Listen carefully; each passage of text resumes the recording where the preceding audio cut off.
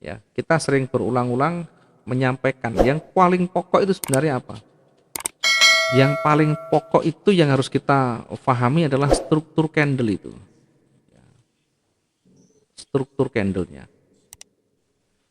Ini di luar dari manajemen resiko ya. Manajemen resiko harus sudah kita siapkan di awal. Lot, kemudian ketahanan harus kita sudah siapkan. Ini di luar manajemen risiko, yang kita baca adalah potensi arahnya. Selalu kita menjadi patokan yang ini. Ada arah pergerakan, melihat tren. Kalau kita melihat tren, naikkan turunkan, ya ibaratnya gunakan time frame yang besar dan kecil. Time frame besar ini untuk melihat secara umum. Kalau ibaratnya kita melihat eh, satu musuh itu berada di tower atau berada di ketinggian yang tinggi, atau kita di hutan, kita masuk naik di atas pohon, maka di bawahnya akan kelihatan, pandangan kita akan lebih luas di sana. Kita mencari buruan misalkan, ya kita naik di ketinggian yang tinggi, nanti akan kelihatan di sana. Mungkin ada tanda awal dulu yang kita bisa dapatkan dari lokasi yang tinggi atau di time frame yang tinggi. Di sana ada pergerakan yang mencurigakan misalkan, di semak-semak itu ada pergerakan mencurigakan. Nah, kemudian kita tandai, oh ternyata di situ ada pergerakan yang mencurigakan karena yang lain tidak ada. Baru kita turun lebih lebih ke bawah lagi. Dari ketinggian kita mulai turun, kita amati, oh masih di sana. Kemudian time frame yang kecil ini atau misalkan H1 ya. Ini kita mendekati di sini, lebih dekat di sana. Kita identifikasi apa yang ada di sana. Nanti akan kelihatan di sini, oh ternyata bukan kijang tetapi hanya kelinci misalnya. Setidaknya kita sudah tahu dari awal, oh ini arahnya, arah pergerakannya ke sana. Kemudian kita dekati isinya apa. Sama halnya dengan membaca candle, membaca tren. Membaca tren kita time frame yang besar, time frame daily dulu. Kita lihat ini arahnya kemana. Kemudian kalau sudah ketemu arah utamanya, baru kita dekatkan di sini. Ya, kita dekatkan di situ ada apa, atau ada petunjuk apa lagi yang kita bisa dapatkan di time frame yang lebih rendah. Baru nanti ketemu, oh ternyata ada trigger buy, ada trigger sell, ada petunjuk kita untuk buy, petunjuk kita untuk sell. Nah, nanti akan ketemu di situ. Ketika ada tren naik, kemudian di puncaknya ada petunjuk, kemudian perhatikan levelnya, level pentingnya yang kemarin kita sudah bahas. Apa itu level pentingnya? Ada level psikologi, ada support resistennya, ada retrace-nya. Perhatikan, walaupun tadi berada di bawah, arahnya seolah-olah mau turun, tapi berada di level support, maka hati-hati karena berpotensi memantul. Ketika naik, ini trennya naik, breakout, tetapi dilihat di sebelah kiri ada level penting. Di sana ada resisten yang kuat. Bahkan berulang kali resistennya tidak bisa ditembus. Maka ini bisa menjadi pertanda awal ini akan berbalik. Baru nanti kita lihat candlesticknya, kita lihat triggernya ya. Kita lihat triggernya adakah di sana yang memperkuat. Ya, misalkan ada pola candle apa atau ada petunjuk apa yang bisa memperkuat market ini berbalik ya, dan sebagainya. Ini yang nanti perlu kita pahami. Kemudian ring, jangan lupa ring. Ring apa? Ring itu adalah kemampuan tertinggi dan terendahnya. Tadi malam kita sudah contohkan, tadi malam bahkan kita sudah singgung terkait dengan ring. Untuk membaca ring itu kita time frame-nya perbesar dulu di D1, nanti akan ketemu. Nah, awalnya saya berikan ringnya kira-kira akan berkisar di antara ini ya, di antara sebelumnya ini karena 2 hari terakhir hanya sekian ini, sekitar 1.300-an mungkin tadi malam ya, 1.300-an.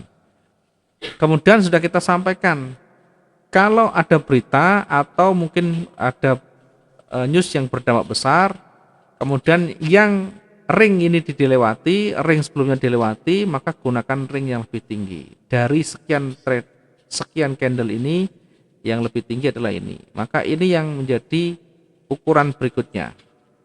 Ya, ukuran berikutnya kira-kira kalau dia naik ya sekitaran ini. Ya, ternyata bukan di sini masih naik sebentar, masih ada bonus naik, kemudian pada akhirnya turun. Kalaupun misalnya kita di ujung ini kita mengambil limit, misalkan mengambil peluang sell limit, ya masih ada pembalikan, masih ada koreksi yang cukup di sini. Masih ada koreksi yang cukup dari sana ke penutupan. Nah, ke sini masih dapat 900 pip ya. Sangat-sangat besar sekali koreksinya. Ini tidak mungkin kita ambil 900 pip ya, dalam jangka pendek mungkin kita 200-300 sudah plus duluan karena sudah profit pasti. Nah, ini yang harus kita perhatikan juga. Jadi ada beberapa yang harus kita pahami. Yang paling penting di dalam mengamati pergerakan adalah bagaimana trennya di sana, level pentingnya, kemudian ringnya berapa. Dari ketiga ini kalau sudah ketemu baru masuk ke triggernya atau penentu kita untuk entry itu apa yang menjadi pemicunya. Kemarin sudah kita sampaikan ada menggunakan pola candle. Kita bisa menggunakan pola candle doji, inside bar, engulfing dan macam-macam. Contoh yang tadi malam misalnya sudah bergerak naik, ya sudah bergerak naik, kita masuk di time frame H1 ya. Sudah bergerak naik, kemudian di atas di puncaknya sudah ditolak. Kita lihat penolakannya sangat besar ya, hampir mendekati sama dengan volumenya. Jadi ini kita tetap pertimbangkan mengingat berada di tren atas. Artinya bisa jadi ini menjadi puncak atau titik baliknya. Ya, dasarnya di puncak ini dia penolakan. Kemudian selanjutnya karena ini belum ada penguatan, sebenarnya sudah kelihatan dari ringnya tadi. Andai saja kita sampai tidak melihat ring di sana, yang kita lihat adalah di puncaknya kemudian mulai penolakan, dikuatkan oleh seller di sini. Ini dikuatkan oleh seller namanya. Jadi candle konfirmatornya. Ya, setidaknya candle konfirmator ini tidak ada penolakan sama sekali. Artinya kecil sekali penolakannya, artinya momentum seller itu besar. Dari awal momentum buyer sudah mulai berkurang, tebal, kemudian mulai tipis dan penolakan di atas. Ini sebenarnya kalau kita jeli, ini betul-betul menjadi petunjuk market itu akan berbalik atau koreksi. Nah, tadi malam juga kita sudah singgung, kalau ini bergerak kuat dan itu sudah mendekati jam 10 malam, maka kebanyakan dia akan bergerak turunnya sekitar leher atau bahunya. Ya, sekitaran itu nanti akan stabil naik turun sampai pagi, sampai ganti candle. Jadi kecil kemungkinannya dia sampai ke bawah. Ya, bukan tidak mungkin, tapi mungkin ada, tapi kecil untuk kembali ke bawah, kecuali ada berita baru lagi. Kalau tidak ada berita yang lain, ya biasanya begini. Setelah panjang, nah setelah ini nanti akan bergerak datar lagi. Ya, perhatikan bahkan tadi sudah kita buatkan ringnya. Dia akan berada di ring yang mendekati di sini nanti. Naik turunnya akan berada di sekitaran ini. Naik, turun lagi, naik lagi nanti. Pasti habis di atas nanti kembali turun lagi sampai di ring itu. Ini kebiasaannya begitu. Ya, setidaknya kita memahami triggernya, kemudian karakternya itu harus kita betul jeli melihatnya. Kalau kita lihat sebelumnya yang panjang pun sama, dalam kondisi sudah satu kali panjang. Ini sudah panjang, satu kali panjang. Habis itu setelah mendekati jam 10 malam, sudah mulai jam 10 malam ke atas, karena Eropa sudah mau keluar dari zonanya atau sudah pasarnya sudah mau ganti, maka dia akan bergerak naik turun sebahu atau selehernya. Demikian juga yang panjang begini.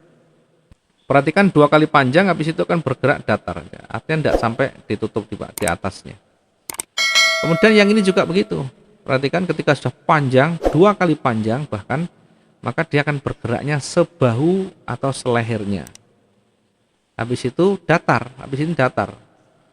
Ya, nanti bisa arahnya kemana kita setelah ada ring baru kita lihat nanti kemana breakoutnya. Sama halnya dengan yang lain. Nah ini juga begitu. Dia akan membentuk ring. Ringnya di mana di sini. Nah ini ringnya namanya. Kalau sudah salah satu ada yang breakout, maka dia bisa kembali naik lagi.